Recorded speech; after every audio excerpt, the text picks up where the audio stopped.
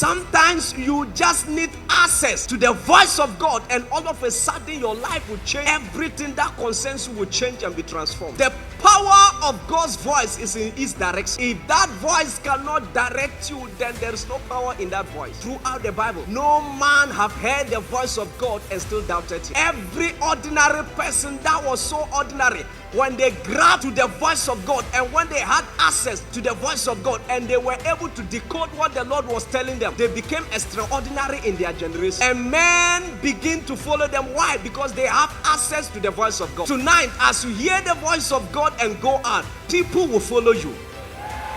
Sometimes you don't need to work hard. You just need access to God's voice, and your life will transform and your destiny will change. You just need to access the voice of God and to decode some coded messages from God, and all of a sudden you will begin to tap into some realms of realities that men are even wondering. They are surprised how you got to that realm. It is your access to God's voice. As a matter of fact, the difference between you and the people that are doing well is because they were at a particular time, at the right time, and then all of a sudden they hear the voice of God, and that voice changed their life. Look at Mark Zuckerberg. He's not born again, but do you think that it was the devil who gave him the idea of Facebook? It was God that spoke to him. He and his generation will never be poor again. God just spoke to him in the form of an idea, and that idea materialized, and the whole world is benefiting from him, and the whole world is paying him. Why? He had access to the voice of God. There are men, you see that they are doing something, and you said, if I know earlier, I would have started this. You didn't know because you didn't hear the voice of God. Sometimes when you go to American embassy, you go to Canada embassy, all the embassies in Ghana, they are full and people are sleeping there, praying and trusting God to leave their country. But sometimes, hear me, God can speak to you like the way He spoke to Isaac. Do not leave Canaan, stay there, for I will bless you in that land. The Bible said the guy stood there,